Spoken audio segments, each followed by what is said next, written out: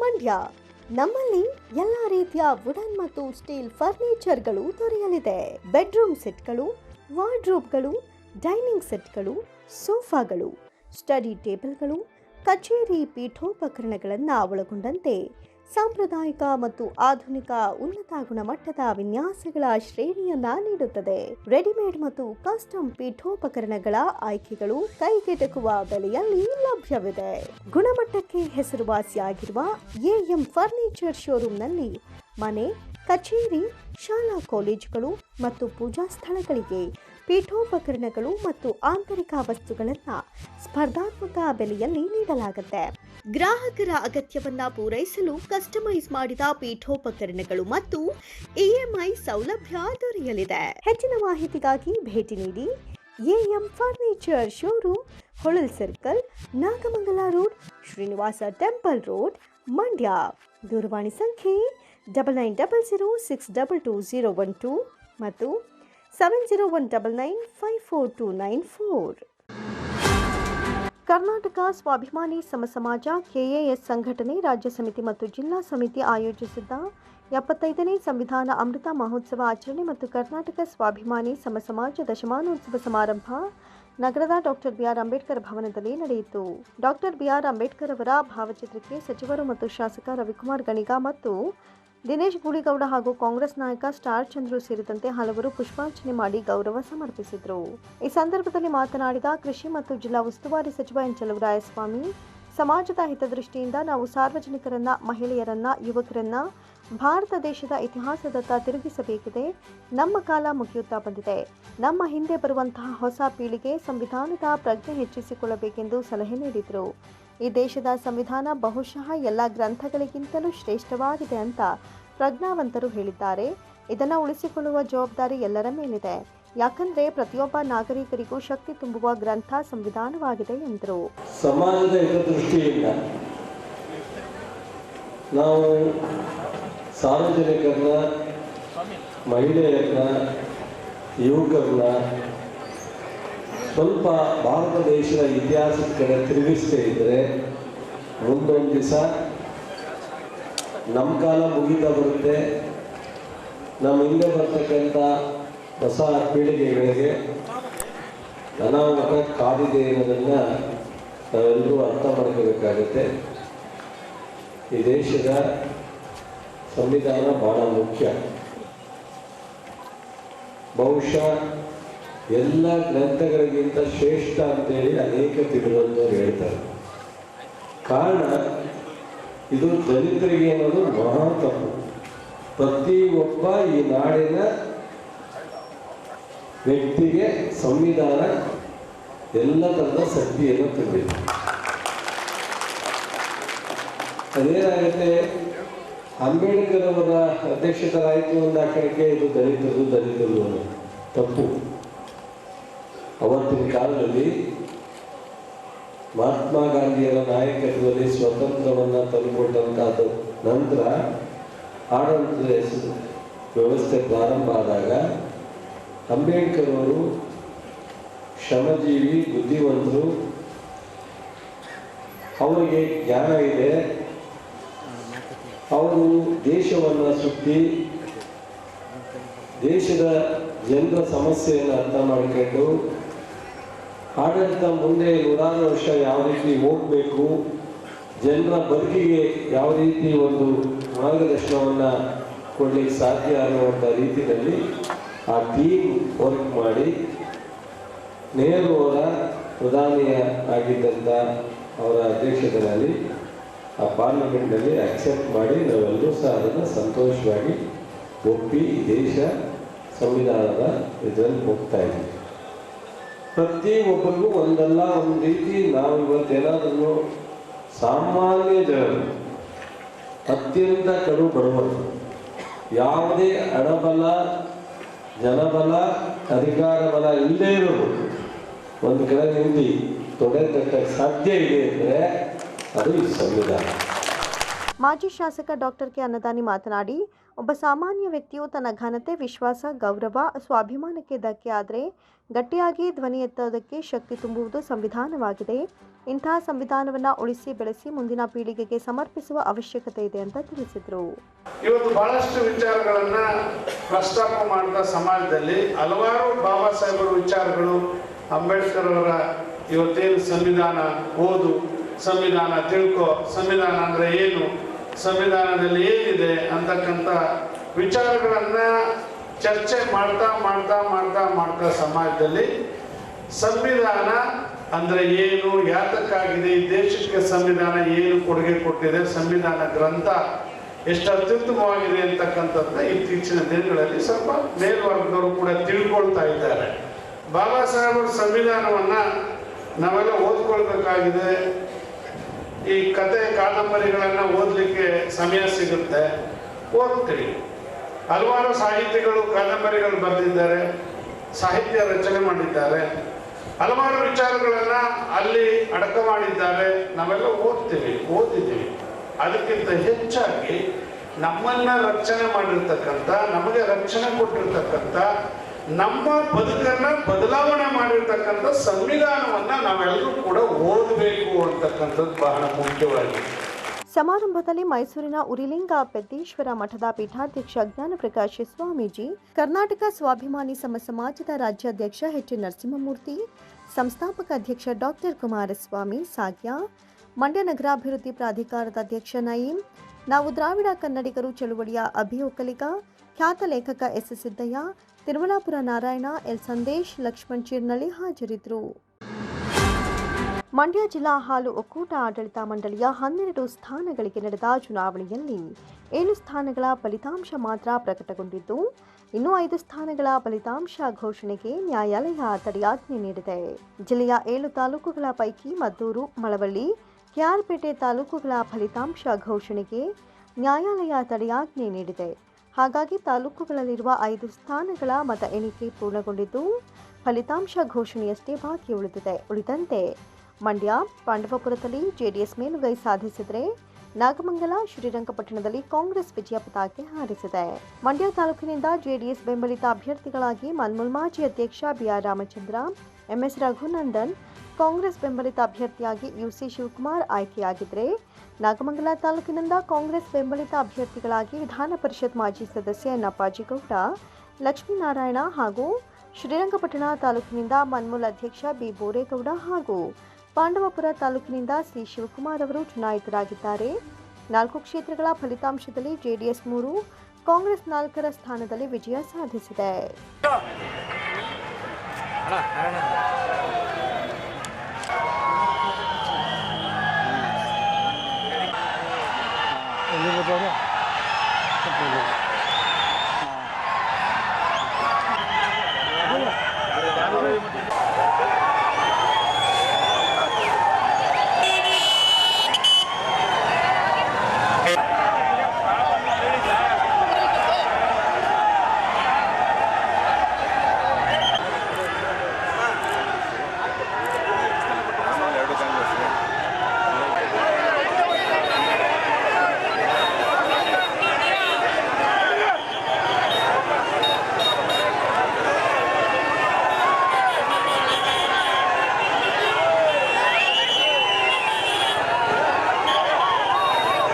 ಮನ್ಮೂಲ್ ಆಡಳಿತ ಮಂಡಳಿಗೆ ನಡೆದ ಚುನಾವಣೆಯಲ್ಲಿ ಗೆಲುವು ಸಾಧಿಸಿದವರ ಪರ ಅಭಿಮಾನಿಗಳು, ಬೆಂಬಲಿಗರು ಪಟಾಕಿ ಸಿಡಿಸಿ ವಿಜೇತರನ್ನ ಎತ್ತಿಕೊಂಡು ಕುಣಿದು ಸಂಭ್ರಮಿಸಿದರು.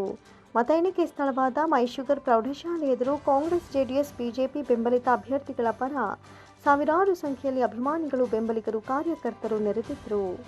ಮೊಬೈಲ್ ಮೂಲಕವೇ ಫಲಿತಾಂಶವನ್ನು ತಿಳಿದುಕೊಂಡು ಹೊರಗಿನಿಂದಲೇ ಅಭ್ಯರ್ಥಿಗಳ ಪರ ಜೈಕಾರ ಮೊಳಗಿಸಿದರು, ಪಟಾಕಿಗಳನ್ನು ಸಿಡಿಸಿದರು. ಗೆಲುವಿನ ಗುರುತನ್ನು ಪ್ರದರ್ಶಿಸುತ್ತಾ ಹೊರಬಂದ ವಿಜೇತರನ್ನ ಅಭಿಮಾನಿಗಳು ಓಡಿಬಂದು ಎತ್ತಿಕೊಂಡು ಕುಣಿದಾಡಿದರು, ಹೂಮಾಲೆ ಹಾಕಿ ಸಿಹಿ ತಿನ್ನಿಸಿ ಸಂಭ್ರಮಿಸಿದರು. ಗೆದ್ದ ಅಭ್ಯರ್ಥಿಗಳೊಂದಿಗೆ ಫೋಟೋ ತೆಗೆಸಿಕೊಂಡು ಸಂತಸ ಪಟ್ಟರು. ಭಾರೀ ಸಂಖ್ಯೆಯಲ್ಲಿ ಅಭಿಮಾನಿಗಳು, ಕಾರ್ಯಕರ್ತರು, ಬೆಂಬಲಿಗರು ನೆರೆದಿದ್ದರಿಂದ ಬೆಂಗಳೂರು ಮೈಸೂರು ಹೆದ್ದಾರಿಯಲ್ಲಿ ವಾಹನಗಳ ಸಂಚಾರಕ್ಕೆ ಸ್ವಲ್ಪ ಅಡಚಣೆಯಾಗಿತ್ತು. ರಸ್ತೆಯ ಎರಡೂ ಬದಿಗಳಲ್ಲೂ ಸುಮಾರು 1 ಕಿಲೋಮೀಟರ್ ದೂರ ಕಾರುಗಳು ಸಾಲುಗಟ್ಟಿ ನಿಂತಿದ್ದವು. ಫಲಿತಾಂಶವನ್ನು ಕುತೂಹಲದಿಂದಲೇ ಎದುರು ನೋಡುತ್ತಿದ್ದರು.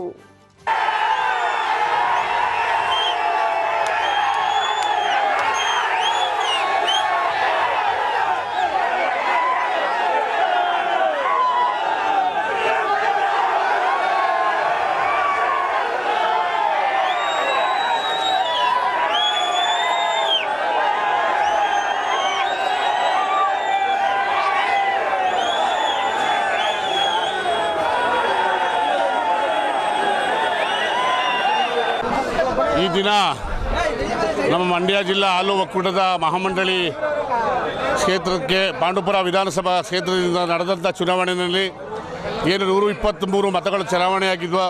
ಅದರ 98 ಮತಗಳನ್ನು ನನಗೆ ವಿಶೇಷವಾಗಿ ನಮ್ಮ ಪೂಜ್ಯ ಮಾಜಿ ಶಾಸಕರಾದ CS ಪುಟ್ಟರಾಜಪ್ಪನವರ ಒಂದು ಕಾರ್ಯವೈಖರಿಯನ್ನು ಮೆಚ್ಚಿ ನಮಗೆಲ್ಲ ಪಕ್ಷಾತೀತವಾಗಿ ಮತಗಳನ್ನ ನೀಡಿದ್ದಾರೆ. ಅವ್ರಿಗೆ ನಾನು ಮೊದಲು ಅವ್ರಿಗೆ ನಾನು ಅಭಿನಂದನೆಯನ್ನು ಸಲ್ಲಿಸ್ತೇನೆ. ಅದೇ ರೀತಿ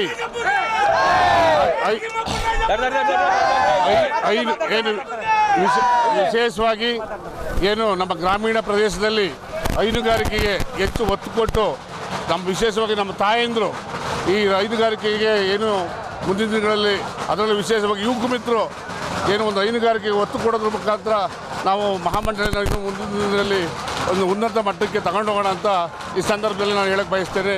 ಜೊತೆಗೆ ನಮ್ಮ ಮಾಜಿ ಮುಖ್ಯಮಂತ್ರಿಗಳು ಹಾಗೂ ಹಾಲಿ ಕೇಂದ್ರ ಸಚಿವರಾದಂಥ ಕುಮಾರಣ್ಣನವರು ಇಲ್ಲಿ ಮಂಡ್ಯ ಜಿಲ್ಲೆಯಿಂದ ಏನು ಸಂಸದರಾಗಿ ನಮ್ಮ ಕೇಂದ್ರ ಸಚಿವರಾಗಿ ಕೆಲಸ ಮಾಡ್ತಾಯಿದ್ದಾರೆ. ಅವರ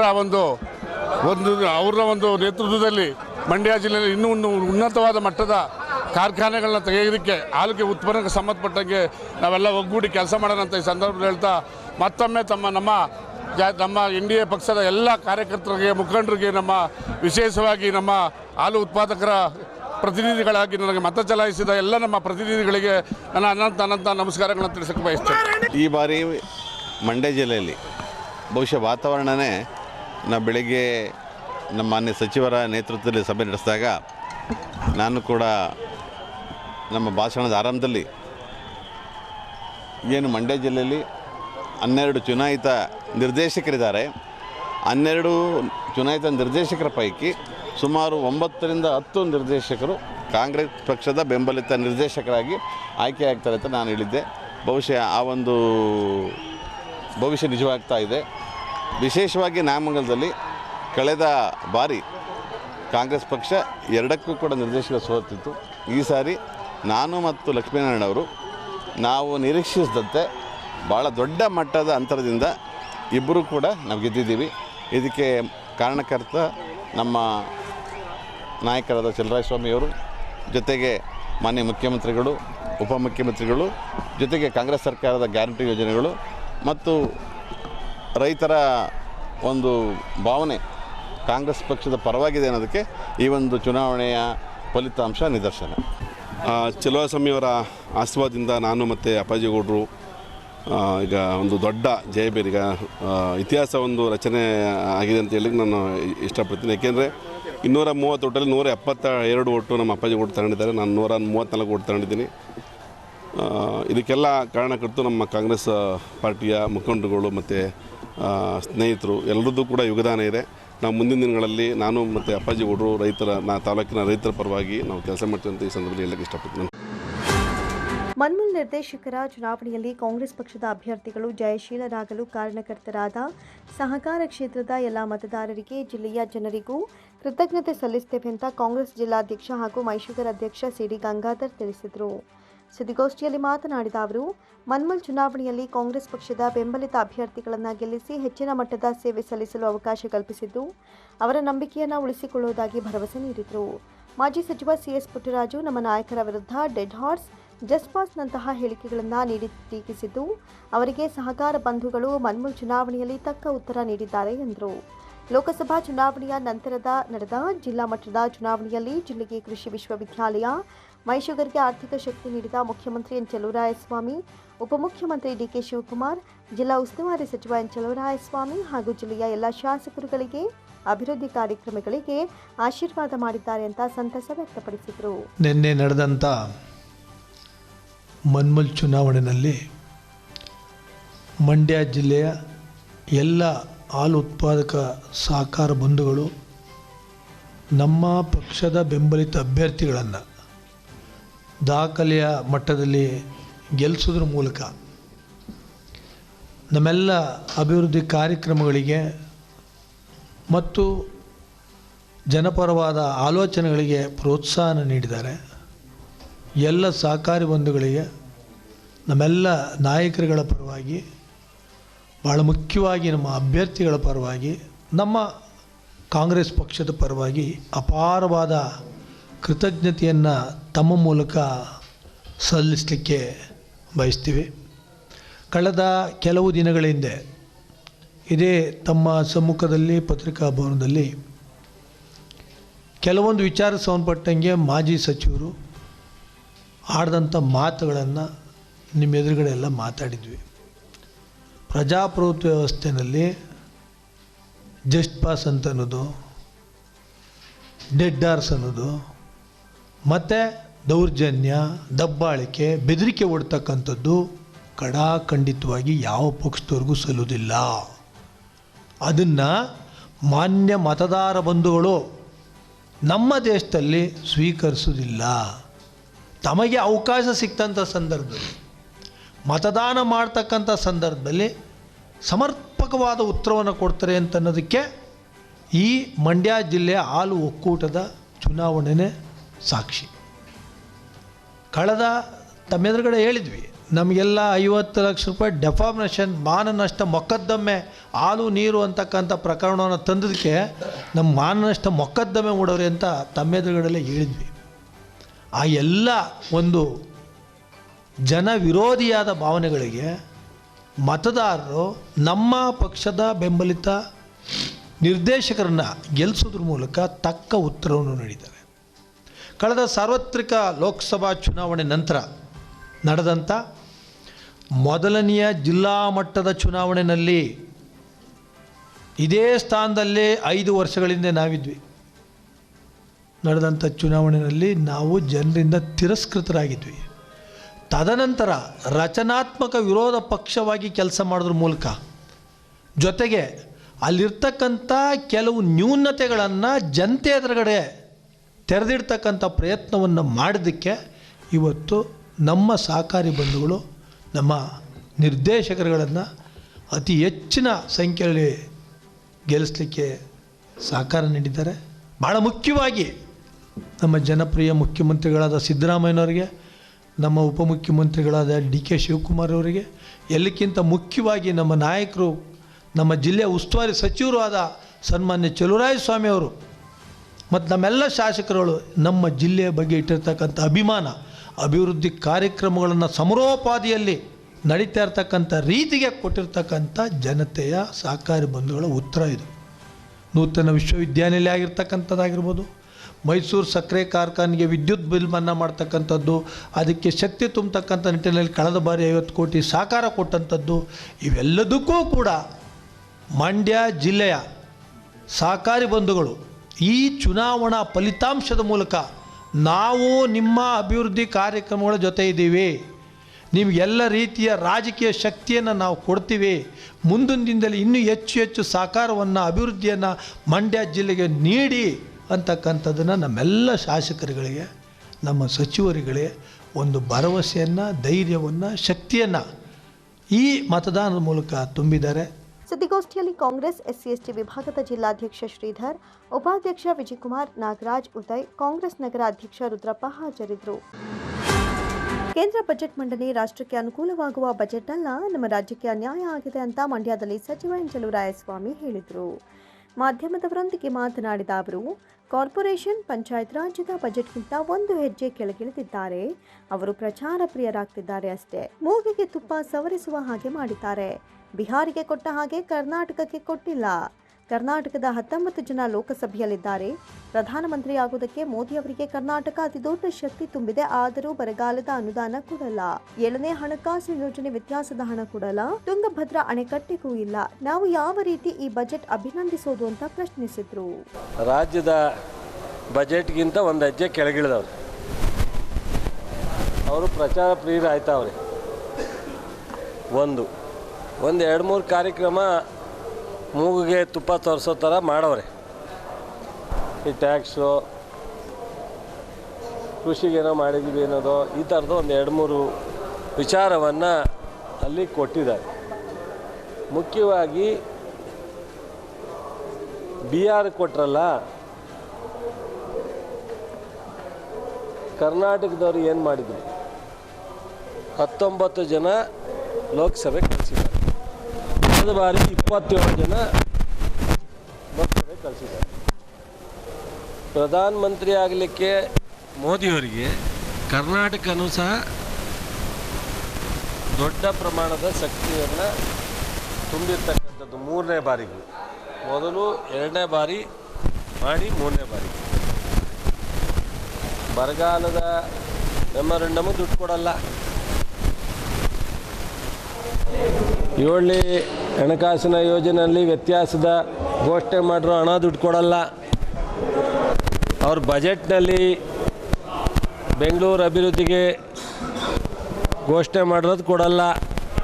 ತುಂಗಭದ್ರಾ ಅಚ್ಚುಕಟ್ಟಿಗೆ ಮಾಡ್ತೀನಿ ಅಂದರೆ ದುಡ್ಡು ಕೊಡಲ್ಲ.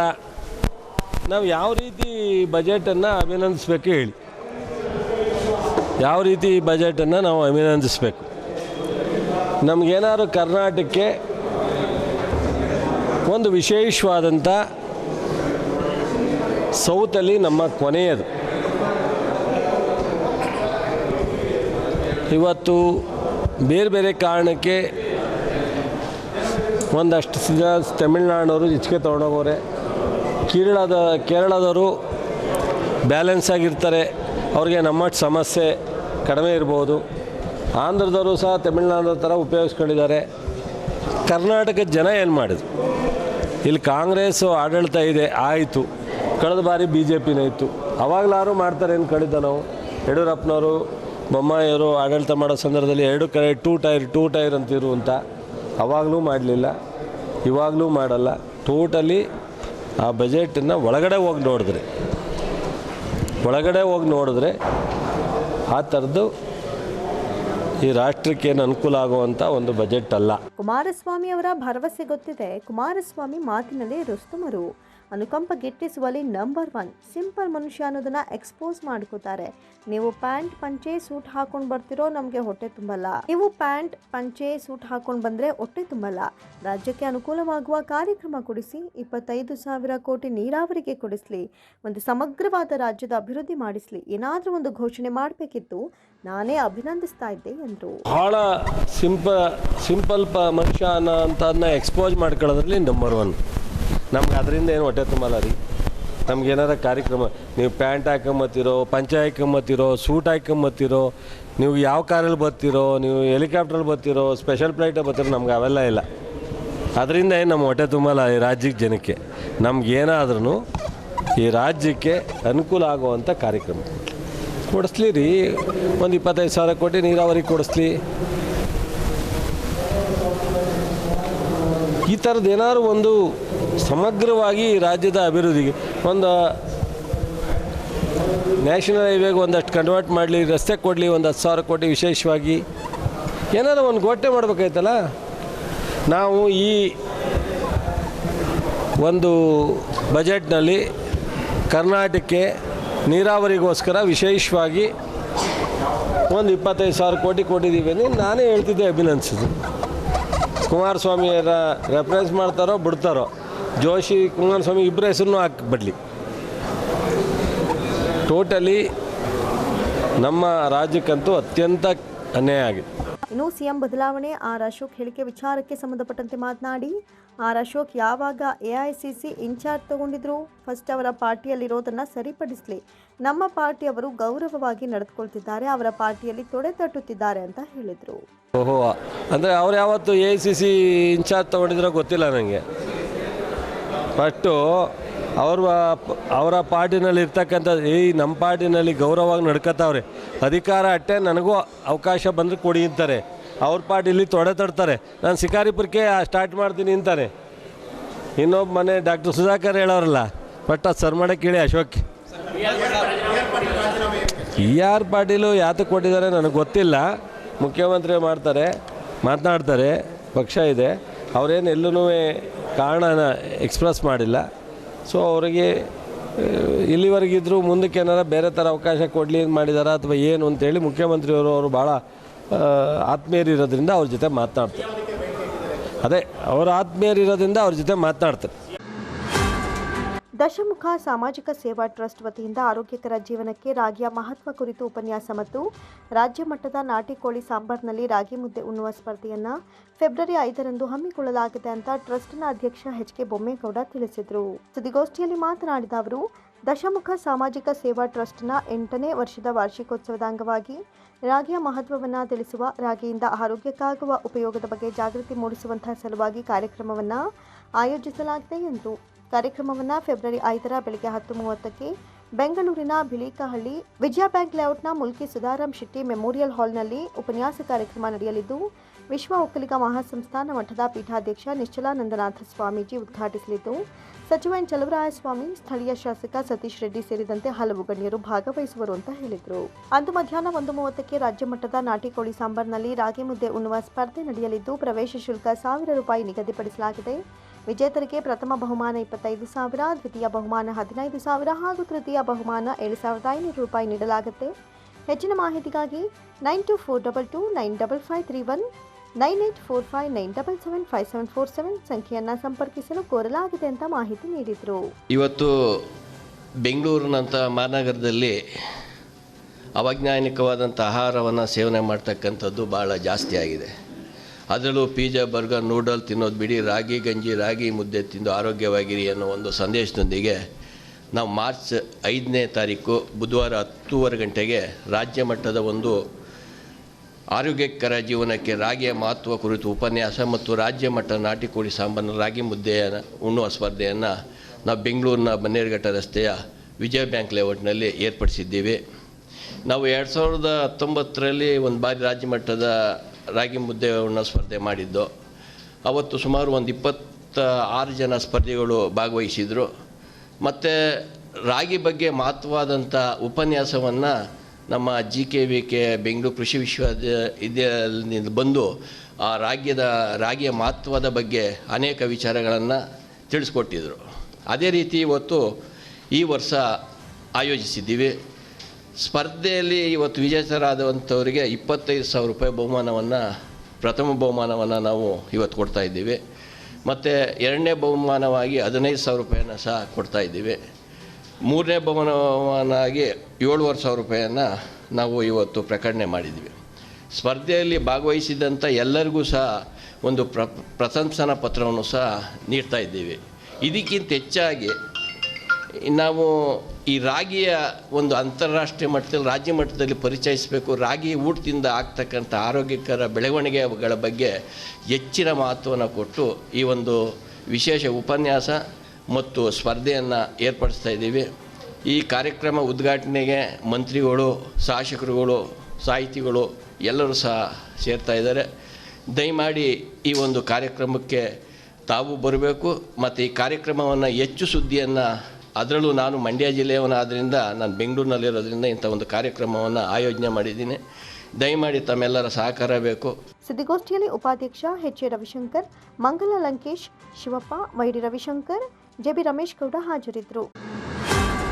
ಮಾಜಿ ಉಪಮುಖ್ಯಮಂತ್ರಿಗಳು, ಭಾರತೀಯ ಜನತಾ ಪಕ್ಷದ ನಾಯಕರು ಹಾಗೂ ಮಲ್ಲೇಶ್ವರಂ ವಿಧಾನಸಭಾ ಕ್ಷೇತ್ರದ ಶಾಸಕರಾದ ಡಾಕ್ಟರ್ ಸಿಎನ್ ಅಶ್ವಥ್ ನಾರಾಯಣ್ ಅವರ ಜನ್ಮದಿನದ ಅಂಗವಾಗಿ ಮಂಡ್ಯ ಜಿಲ್ಲಾ ಬಿಜೆಪಿ ಮುಖಂಡರು, ಕಾರ್ಯಕರ್ತರು ಹಾಗೂ ಅಭಿಮಾನಿಗಳು ವಿವಿಧ ಸೇವಾ ಕಾರ್ಯ ಮಾಡುವ ಮೂಲಕ ಅವರ ಹುಟ್ಟುಹಬ್ಬವನ್ನು ಆಚರಿಸಿದರು. ಮಂಡ್ಯದ ಸೇವಾಕಿರಣ ವೃದ್ಧಾಶ್ರಮ ಹಾಗೂ ಪ್ರೇರಣಾ ವಿಶೇಷ ಚೇತನರ ಟ್ರಸ್ಟ್ ಆವರಣದಲ್ಲಿ ಬಿಜೆಪಿ ಮುಖಂಡ HR ಅರವಿಂದ್, ಮಾಜಿ ಬಿಜೆಪಿ ಜಿಲ್ಲಾಧ್ಯಕ್ಷ CP ಉಮೇಶ್, ಚಾಮರಾಜ್ ನೇತೃತ್ವದಲ್ಲಿ ವೃದ್ಧರಿಗೆ ಹಾಗೂ ವಿಶೇಷ ಚೇತನ ಮಕ್ಕಳಿಗೆ ಅನ್ನದಾಸೋಹ ಮತ್ತು ವೃದ್ಧರಿಗೆ ಬಟ್ಟೆ, ಸಿಹಿ ವಿತರಣೆ ಮಾಡಿದರು.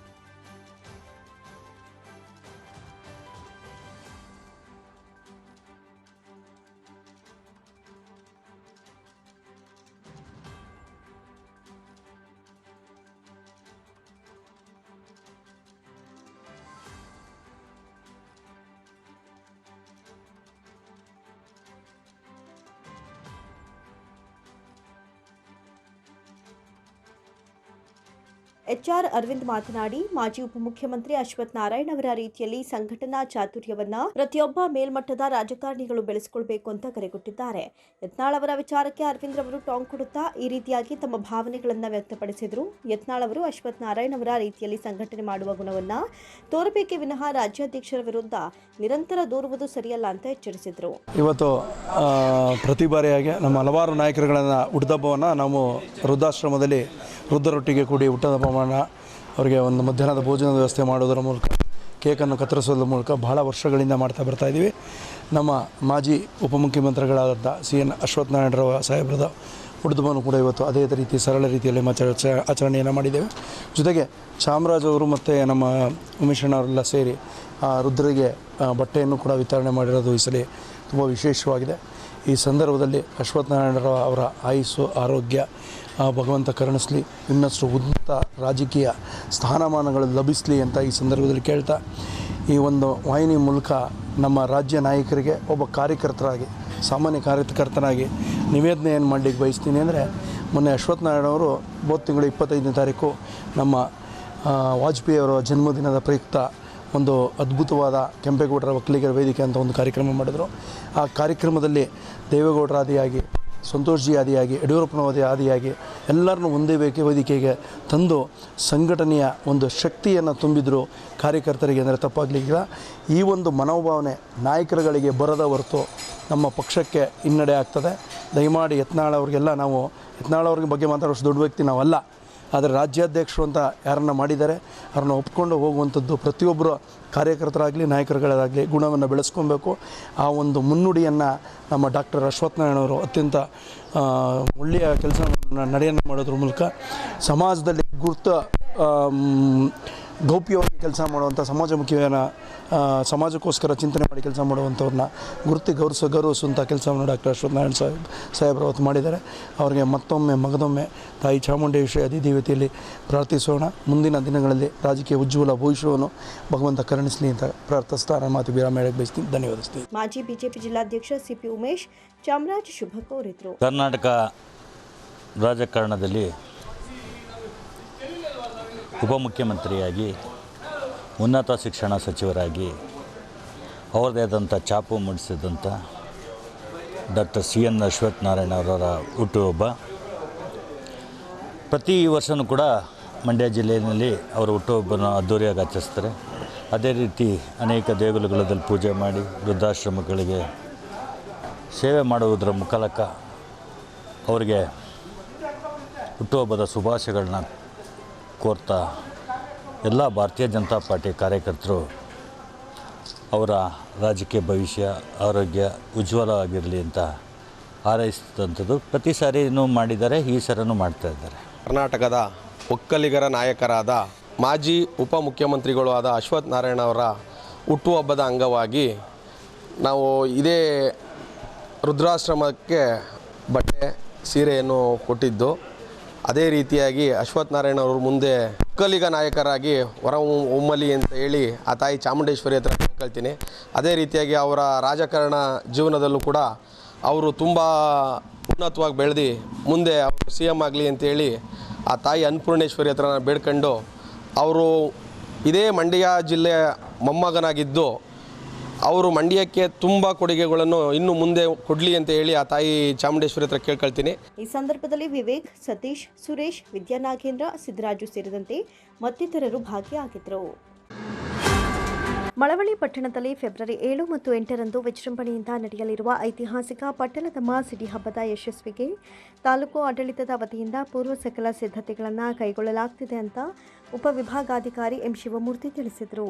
ಸಿಡಿ ಹಬ್ಬದ ಅಂಗವಾಗಿ ಪಟ್ಟಣದಲ್ಲಿ ನಡೆಯುತ್ತಿರುವ ಕಾಮಗಾರಿಗಳು ಹಾಗೂ ಸಿಡಿ ಹೋಗುವ ರಸ್ತೆಗಳನ್ನು ಪರಿಶೀಲನೆ ನಡೆಸಿ ಮಾತನಾಡಿದ ಅವರು, ಮಳೆ ಬೆಳೆ ಚೆನ್ನಾಗಿ ಆಗಿ ಸುಗ್ಗಿಯ ಸಂಭ್ರಮದ ಭಾಗವಾಗಿ ಆಚರಿಸಲಾಗ್ತಾ ಇರುವ ಸಿಡಿ ಹಬ್ಬವನ್ನು ವಿಶೇಷವಾಗಿ ವಿಜೃಂಭಣೆಯಿಂದ ನಡೆಯಲಿದೆ. ಹಬ್ಬದ ಹಿನ್ನೆಲೆಯಲ್ಲಿ ಸಿಡಿ ಹೋಗುವ ದಾರಿ, ಘಟ್ಟ ಮೆರವಣಿಗೆ ಹೋಗುವ ಎಲ್ಲ ರಸ್ತೆಗಳು ಹಾಗೂ ದೇವಸ್ಥಾನಗಳನ್ನು ಪರಿಶೀಲನೆ ನಡೆಸಿ ಹಬ್ಬಕ್ಕೆ ಬರುವ ಭಕ್ತರಿಗೆ ಯಾವುದೇ ಮೂಲಭೂತ ಸೌಲಭ್ಯ ಕೊರತೆಯಾಗದಂತೆ ಎಚ್ಚರಿಕೆ ವಹಿಸಬೇಕು ಅಂತ ಅಧಿಕಾರಿಗಳಿಗೆ ಸೂಚನೆ ನೀಡಲಾಗಿದೆ ಎಂದರು. ಸಿಡಿ ಹಬ್ಬದ ಪೂರ್ವಭಾವಿಯಾಗಿ ಸಭೆ ನಡೆಸಿ ಮುಖಂಡರಿಂದ ಹಲವು ಸಲಹೆಗಳನ್ನು ಪಡೆಯಲಾಗಿದೆ. ಪುರಸಭೆ, ಕಂದಾಯ ಇಲಾಖೆ, ಲೋಕೋಪಯೋಗಿ, ಚೆಸ್ಕಾಂ ಇಲಾಖೆ ಸೇರಿದಂತೆ ವಿವಿಧ ಇಲಾಖೆಗಳ ಅಧಿಕಾರಿಗಳಿಗೆ ತಮ್ಮ ಜವಾಬ್ದಾರಿಯನ್ನು ಸಮರ್ಪಕವಾಗಿ ನಿರ್ವಹಿಸಬೇಕೆಂದು ತಿಳಿಸಲಾಗಿದೆ. ಹಬ್ಬದ ಯಶಸ್ವಿಗೆ ಅಧಿಕಾರಿಗಳ ಜೊತೆಗೆ ಸಾರ್ವಜನಿಕರು ಕೈಜೋಡಿಸಬೇಕೆಂದು ಕೋರಿದರು. 7 ಮತ್ತು 8ನೇ ತಾರೀಕು ಸಿಡಿ ಹಬ್ಬದ ಪ್ರಯುಕ್ತ ಏನೇನು ನಾವು ಆಲ್ರೆಡಿ ನಾವು ಪೂರ್ವಭಾವಿ ಸಭೆ ಮಾಡಿದ್ವಿ. ಸಭೆ ಆದ ನಂತರ ಏನೇನು ಕೆಲಸ ಆಗಿದೆ ಅಂತೇಳಿ ನಮ್ಮ ಎಲ್ಲ ಅಧಿಕಾರಿಗಳ ತಂಡ ಸಿಡಿ ಎಲ್ಲೆಲ್ಲಿ ಹೋಗಿ ಆ ರೋಡೆಲ್ಲ ಒಂದು ನೋಡ್ಕೊಂಡು ಬಂದಿದ್ವಿ. ಮತ್ತು ಏನೇನು ಆಗಬೇಕು ಇಲ್ಲಿ ಜನಗಳೆಲ್ಲ ಬರೋದ್ರಿಂದ ಘಟ್ಟ ಬರೋದ್ರಿಂದ ನುಗ್ಗಲು ಆಗಬಾರ್ದು ಮತ್ತು ಭದ್ರತೆ ದೃಷ್ಟಿಯಿಂದ ಏನೇನೆಲ್ಲ ಮುಂಜಾಗ್ರತಾ ಕ್ರಮ ಕೈಗೊಳ್ಳಬೇಕು ಅಂತೇಳಿ ನಾವು ಉದ್ದೇಶ ಎಷ್ಟೇನಪ್ಪ ಅಂದರೆ ವ್ಯವಸ್ಥಿತವಾಗಿ ಆಗಬೇಕು ಮತ್ತು ಮೇಯ್ನಾಗಿ ಕ್ಲೀನಿಂಗ್ ಆಗಬೇಕು ಮತ್ತು ಟ್ರಾಫಿಕ್ ಸಮಸ್ಯೆ ಆಗಬಾರ್ದು, ಮೂಲಭೂತ ಸೌಕರ್ಯ ಆಗಬೇಕು ಮತ್ತು ಈ ಪೊಲೀಸಲ್ಲಿ ಏನಾಗಬೇಕು, ಈ ಸಲ CCTVಯನ್ನು ಹಾಕಿ ಭದ್ರತೆ ದೃಷ್ಟಿಯಿಂದ ಏನೇನು ಬೇಕು ಅದನ್ನು ಕೂಡ ನಾವು ನೆಕ್ಸ್ಟ್ ಕ್ರಮವಾಗಿ ಕೈಗೊಳ್ಳೋದಕ್ಕೆ ಅಧಿಕಾರಿಗಳಿಗೆ ಸೂಚಿಸಿದ್ದಾರೆ. ಪುರಸಭೆಯಲ್ಲಿ ಮೀಟಿಂಗ್ ಮಾಡಿ ಎಲ್ಲ ಅಧಿಕಾರಿಗಳು ಕೂಡ ಸಭೆಗಳನ್ನು ಮಾಡಿ ಸೂಚನೆ ನೀಡಿದ್ದಾರೆ. ಅದು ಏನೇನು ಕೆಲಸ ಆಗ್ತದೆ ಅಂತೇಳಿ ಅದನ್ನು tahsildar doctor SV Lokesh, inspector Ravikumar, CESC AEE Premkumar, ಲೋಕೋಪಯೋಗಿ ಇಲಾಖೆ AEE Harish Kumar, AE Somashekar, RI Chetan, VA Nandish ಸೇರಿದಂತೆ ಇತರರು ಹಾಜರಿದ್ದರು.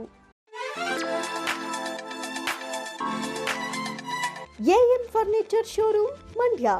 ನಮ್ಮಲ್ಲಿ ಎಲ್ಲ ರೀತಿಯ ವುಡನ್ ಮತ್ತು ಸ್ಟೀಲ್ ಫರ್ನಿಚರ್ಗಳು ದೊರೆಯಲಿದೆ. ಬೆಡ್ರೂಮ್ ಸೆಟ್ಗಳು, ವಾರ್ಡ್ರೋಬ್ಗಳು, ಡೈನಿಂಗ್ ಸೆಟ್ಗಳು, ಸೋಫಾಗಳು, ಸ್ಟಡಿ ಟೇಬಲ್ಗಳು, ಕಚೇರಿ ಪೀಠೋಪಕರಣಗಳನ್ನು ಒಳಗೊಂಡಂತೆ ಸಾಂಪ್ರದಾಯಿಕ ಮತ್ತು ಆಧುನಿಕ ಉನ್ನತ ಗುಣಮಟ್ಟದ ವಿನ್ಯಾಸಗಳ ಶ್ರೇಣಿಯನ್ನ ನೀಡುತ್ತದೆ. ರೆಡಿಮೇಡ್ ಮತ್ತು ಕಸ್ಟಮ್ ಪೀಠೋಪಕರಣಗಳ ಆಯ್ಕೆಗಳು ಕೈಗೆಟಕುವ ಬೆಲೆಯಲ್ಲಿ ಲಭ್ಯವಿದೆ. ಗುಣಮಟ್ಟಕ್ಕೆ ಹೆಸರುವಾಸಿಯಾಗಿರುವ AM ಫರ್ನಿಚರ್ ಶೋರೂಮ್ನಲ್ಲಿ ಮನೆ, ಕಚೇರಿ, ಶಾಲಾ ಕಾಲೇಜುಗಳು ಮತ್ತು ಪೂಜಾ ಸ್ಥಳಗಳಿಗೆ ಪೀಠೋಪಕರಣಗಳು ಮತ್ತು ಆಂತರಿಕ ವಸ್ತುಗಳನ್ನು ಸ್ಪರ್ಧಾತ್ಮಕ ಬೆಲೆಯಲ್ಲಿ ನೀಡಲಾಗುತ್ತೆ. ಗ್ರಾಹಕರ ಅಗತ್ಯವನ್ನ ಪೂರೈಸಲು ಕಸ್ಟಮೈಸ್ ಮಾಡಿದ ಪೀಠೋಪಕರಣಗಳು ಮತ್ತು EMI ಸೌಲಭ್ಯ ದೊರೆಯಲಿದೆ. ಹೆಚ್ಚಿನ ಮಾಹಿತಿಗಾಗಿ ಭೇಟಿ ನೀಡಿ AM furniture showroom, Holal circle, Nagamangala road, Srinivasa temple road, Mandya. ದೂರವಾಣಿ ಸಂಖ್ಯೆ 9900622012 ಮತ್ತು 7019954294.